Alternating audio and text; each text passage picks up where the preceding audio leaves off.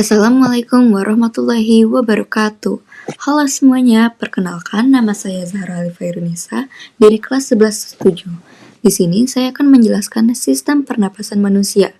Saya ambil sumber materinya itu dari buku kelas 8 tingkat SMP atau MTS. Mari kita bahas apa itu sistem pernapasan. Nah, sistem pernapasan adalah sistem tubuh yang bertanggung jawab untuk mengambil oksigen dan mengeluarkan karbon dioksida. Mengapa penting? Oksigen diperlukan untuk menghasilkan energi dalam tubuh. Sistem pernapasan terdiri dari beberapa organ yang saling bekerja sama agar tubuh kita bisa mendapatkan oksigen dan mengeluarkan karbon dioksida. Mari kita bahas satu persatu organnya. Yang pertama adalah hidung. Hidung merupakan tempat pertama udara masuk ke dalam tubuh.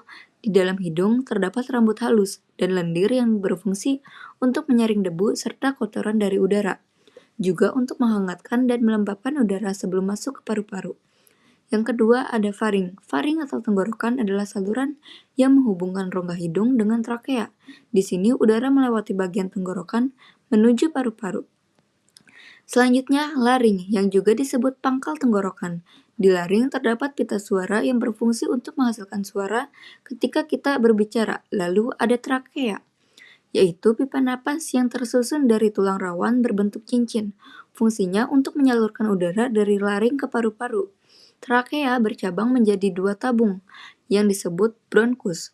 Bronkus ini kemudian masuk ke dalam paru-paru kanan dan kiri, lalu bercabang lagi menjadi saluran-saluran yang lebih kecil yang disebut bronkiolus.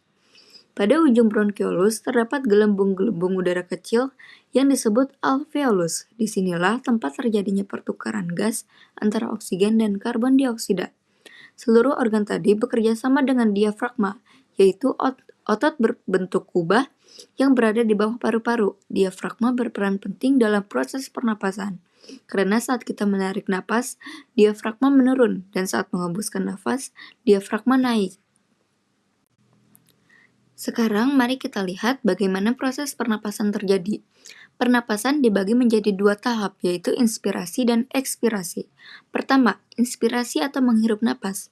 Saat inspirasi, otot-otot dada dan diafragma berkontraksi, membuat rongga dada membesar, udara dari luar masuk melalui hidung, melewati tenggorokan, trakea, bronkus, hingga akhirnya sampai ke alveolus di dalam paru-paru.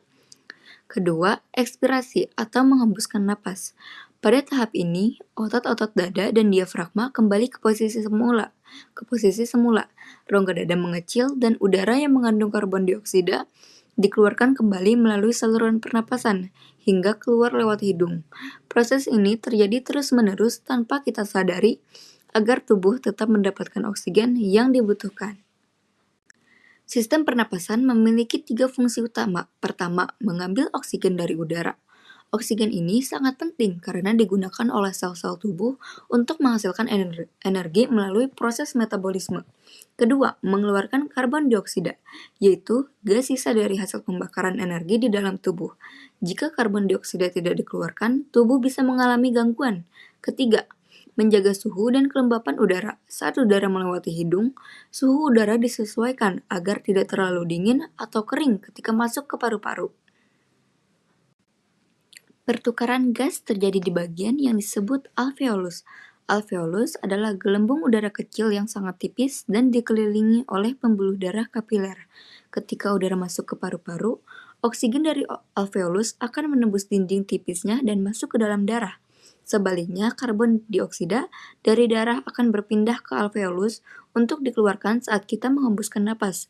Jadi, disinilah proses penting pertukaran gas terjadi antara tubuh dan lingkungan. Gangguan pada sistem pernapasan. Sama seperti organ tubuh lainnya, sistem pernapasan juga bisa mengalami gangguan. Beberapa contoh gangguannya adalah: pertama, asma, yaitu penyempitan saluran napas yang menyebabkan seseorang sulit bernapas. Biasanya dipicu oleh alergi atau udara dingin. Kedua, TBC atau tuberkulosis, yaitu penyakit yang disebabkan oleh bakteri yang menyerang paru-paru dan menyebabkan batuk berkepanjangan. Ketiga, flu, yaitu infeksi saluran pernapasan bagian atas yang disebabkan oleh virus. Dan keempat, kanker paru-paru, yaitu pertumbuhan sel abnormal di paru-paru yang sering disebabkan oleh kebiasaan merokok. Agar sistem pernapasan kita tetap sehat, kita harus menjaganya dengan baik. Caranya antara lain, pertama, hindari merokok dan asap rokok, karena asap rokok dapat merusak paru-paru dan menyebabkan berbagai penyakit. Kedua, rajin berolahraga, karena olahraga dapat membantu paru-paru bekerja lebih kuat dan efisien. Ketiga, hindari polusi udara, misalnya dengan memakai masker saat berada di tempat berdebu atau berasap. Dan keempat, konsumsi makanan sehat, seperti buah dan sayur yang mengandung banyak vitamin agar daya tahan tubuh tetap kuat.